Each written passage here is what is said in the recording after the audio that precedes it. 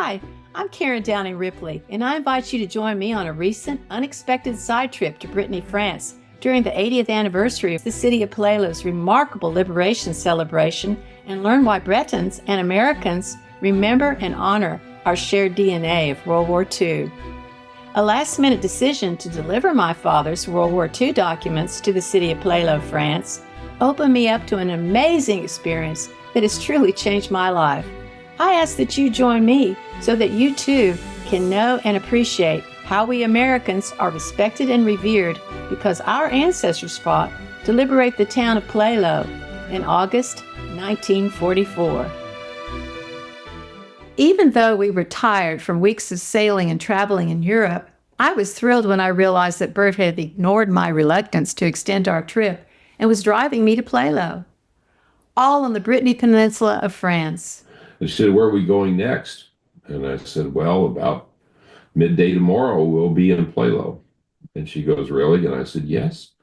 Yeah. So on we go. Not expecting much, of course, because it was the weekend. You don't know exactly where you're going. I had never been to that part of Brittany. Burt and I had no idea that we had an appointment with destiny and that Providence was intervening. Unaware of the excitement that soon was to come because of this last-minute detour to Plélo, we began to relax and enjoyed a beautiful and uneventful drive through the French countryside. The roads were narrow and there were beautiful fields on either side with flowers in bloom everywhere.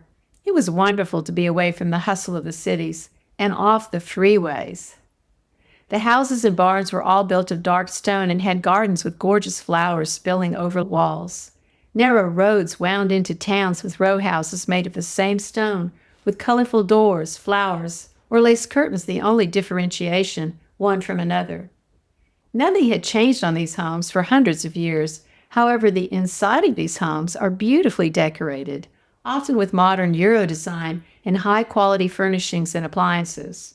Architectural features included wood ceilings and floors and lavish clerestories with large open windows overlooking the towns and countryside. And we went searching for this little village in the hinterland, the farmland of Brittany. Roll up, and there it was, a little village. And interestingly enough, just like the photographs that Karen had accumulated from the 40s, it looked exactly the same. We were able to locate the church. We were able to locate the town square. Arriving in Plélo, we were surprised and relieved that it was a nice-sized town, with shops, restaurants, and houses leading to the city hall and the Catholic church. It was Sunday, and it looked like everything in Plélo was closed. We turned back to the previous town of Châtelaudren. All the shops and restaurants seemed also to be closed, but then at the very far end of town, there was an interesting-looking cafe that actually looked like it was open. Its colorful exterior made it appear like a magical oasis. The colorful outside decoration was of a traditional French cafe with tables and chairs spilling into the street as guests sat in swinging chairs, couches, and wingbacks, sipping drinks and eating while progressive music drew us inside. Little did we know the magic that awaited us as we entered Chez Georgette. As we entered the cafe, our senses were piqued as we looked at myriad displays of everything French for sale. High-end curios, art, curiosities, food, flowers, and bakery goods. And this is where the adventure of Plélo really begins. We go down for a simple lunch and a glass of wine. Karen meets Mélanie, who is eager to speak to us because we're Americans and we speak English. Once greeted and seated, we scanned the menu and tried to figure out what it all meant. What could we find to eat? It was then that I noticed a beautiful, striking woman whose professional air made it obvious that she was in charge. She approached us, asking if we were American.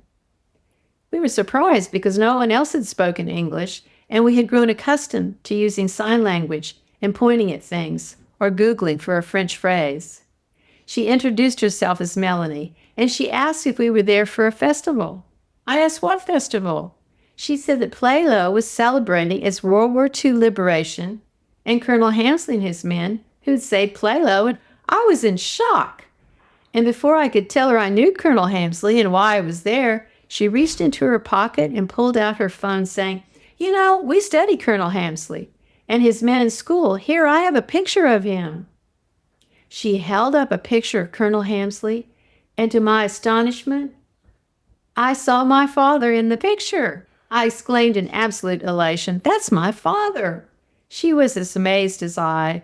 She was very happy and excited and began praising the American liberators and said that it was wonderful that we had arrived at such an auspicious time. The first time I met Burt and Karen was when they had rented a cottage at Châtelaudren.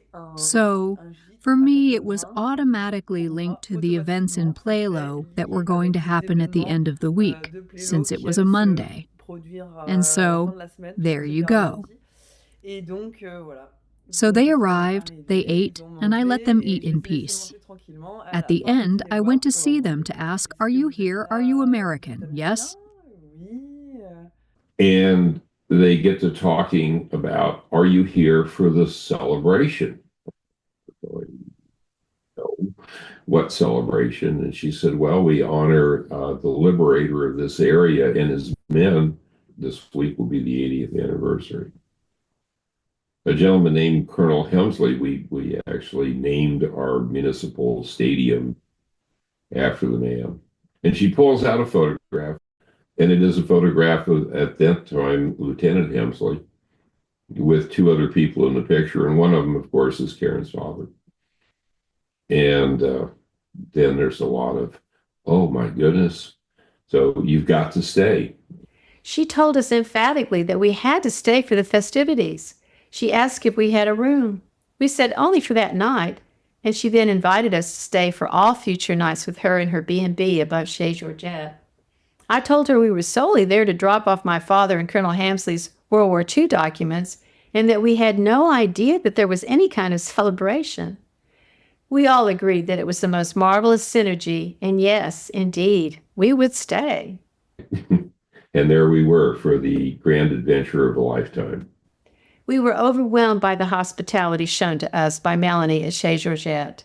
We looked forward to staying with her and attending the ceremonies, dances, feasts, and everything to be held in celebration of Plélo's liberation. We looked forward to seeing the World War II American military convoy that would drive the route that Lieutenant Hamsley and his men had driven to Plélo. Join me for the next episode, which takes you to Plélo's liberation celebration for 3 days of unbelievable festivities, including masses, medal presentations, dances, feasts, reenactments, and convoys along the original route that Hamsley and his men rode to liberate Plélo.